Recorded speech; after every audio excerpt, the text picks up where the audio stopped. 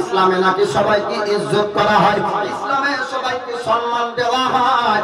আল্লাহর ওলি খাজা মঈনুদ্দিন বললেন, বাবা তোমরা ঠিকই শুনেছো, আমাদের ইসলামের মধ্যে গরিব বড় লোক দেখা যায় না, উঁচু নিচু দেখা যায় না। ওই সমস্ত ব্যক্তিরা বলেছিল, হুজুর আমরা নিচু জাতির ব্যক্তি বলে যদি তাদের ইবাদত খানার দিকে আমরা চলে যাই, তবে আমাদেরকে ধুয়ে দিতে হয়, আমাদেরকে ইবাদত খানায় উঠতে দেয় না, তাদের পূজারীরা আমাদেরকে উঠতে দেয় না। তাদের পূজারীরা বলে এরা হলো নিচু জাতির ব্যক্তি, এরা যদি আমাদের ইবাদত খানায় চলে আসে, মন্দিরে চলে আসে, তবে পুজো আপনার শুভ হবে না। এর জন্য তাদের ঘরে আমাদেরকে উঠতে দেওয়া হয় না। হুজুর আমরা যদি মুসলমান হয়ে যাই, আমাদেরকে কি মসজিদে যেতে দেওয়া হবে, জামাতে কি নেওয়া হবে?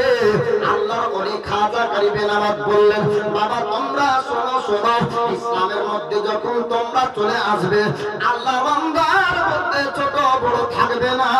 আল্লাহর বান্দার মধ্যে আমার আল্লাহ কারো অর্থ সম্পদ দেখে না, কাউকে আপনার উঁচু নিচু দেখে না। আল্লাহর কাছে আল্লাহর বান্দার সমান। জোরে বলুন সুবহানাল্লাহ।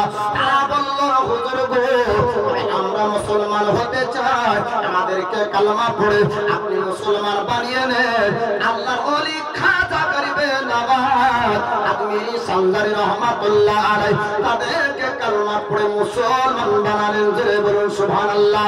খবর চলে গেল আপনার পীরতিরাদের কাছে, নিচু জাতির মানুষরা আস্তে আস্তে হাজার হাজার ওই ফকিরের কাছে মুসলমান হয়ে যায়। এরকম দেশের নাগরিক জনসাধারণরা যদি মুসলমান হয়ে যায়, তবে রাজার গদি তো আর থাকবে না। সেনাবাহিনীরা সাগরের কিনারায় চলে যাওয়া ওই ফকির যেন ভারতের জমিনে আর না থাকতে পারে। এর জন্য বললাম দেওয়া হলো, যদি ফকির স্বেচ্ছায় উঠতে না চাই, তার উপর আঘাত করতে হবে। আবার একটা দল পাঠিয়ে দেয়।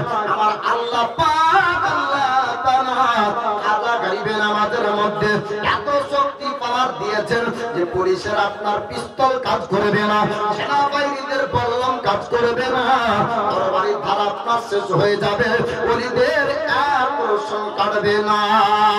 আল্লাহর ওলি খাজা গরিবে নওয়াজের কাছে আবার একটা দল আসলো, রাজার আপনার সেনাবাহিনীরা আসার পরে বলল, আল্লাহর ফকিরকে আপনি ভারত থেকে উঠে যান, রাজার অর্ডার হয়েছে, আমরা তারা চাকরি করি, আমাদেরকে তার হুকুম মানতে হবে। আল্লাহর ওলি আনাস সাগরের কিনারা থেকে এক মুষ্টি পানি ওঠায়, আল্লাহর পবিত্র কালাম তেলাওয়াত করে তাদের দিকে ছিটিয়ে দেয়। তার অন্তর পরিবর্তন হয়ে গেল।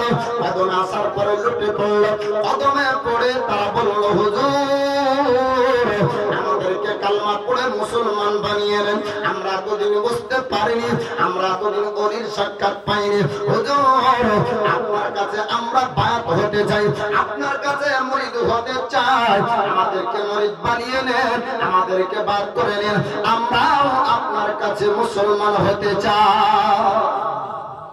খাজা গরিবে নওয়াজ আজমিরি সান্দারি রহমাতুল্লাহ আলাইহির কাছে যত রাজার সেনা পাঠায়, সবাই আপনার মুসলমান হয়ে যায়। এবার পরামর্শ দিচ্ছে রাজাকে যে এভাবে হবে না, কিভাবে হবে? তাহলে আপনি জটাই পাঠান, তড়াই তো হয়ে যায়। তার মানে বল্লম এখানে কাজ করছে না, পিস্তল কাজ করছে না, এখানে তীরও কাজ করে না, এখানে কাজ করবে জাদুর সঙ্গে জাদু। কিসের সঙ্গে কি? জাদুর সঙ্গে জাদু। কিন্তু জানে না যে জাদুর সঙ্গে জাদুর যুদ্ধ হয়, জাদুর সঙ্গে কারামাতের যুদ্ধ হয় না। জোরে বলেন। ওলিদের কারামাত, ওলিদেরকে আমার আল্লাহ ইলহামের মাধ্যমে অজানা জিনিস জানিয়ে দেন। যেখানে আপনার আমার বিবেক হার মেরে যায়, আল্লাহর ওই জায়গাতে শুরু হয়। আল্লাহর ক্ষমতা, আল্লাহর পাওয়ার, আপনার আমার বিবেক যেখানে হার মানবে ওখান থেকে শুরু। আপনার বিবেক আমার বিবেক বলবে যে বিনা বাপে বাচ্চা হতে পারে না। আল্লাহ পাক ঈসা রুহুল্লাহকে পাঠিয়েছেন। জোরে বলেন সুবহানাল্লাহ। তো আমার আল্লাহ পাক আল্লাহ তাআলা হযরত খাজা গরিবে নওয়াজ আজমিরি সান্দারি রহমাতুল্লাহ আলাইহিকে বিশেষ পাওয়ার ক্ষমতা দান করেছেন। ইলহামের মাধ্যমে আমার আল্লাহ ওলিকে জানাচ্ছেন কি ঘটবে না ঘটবে। খাজা গরিবে নওয়াজ আজমিরি সান্দারি রহমাতুল্লাহ আলাইহিকে ভারত থেকে তোলার জন্য এবার জাদু করলেন। রাজার কাছে বলা হলো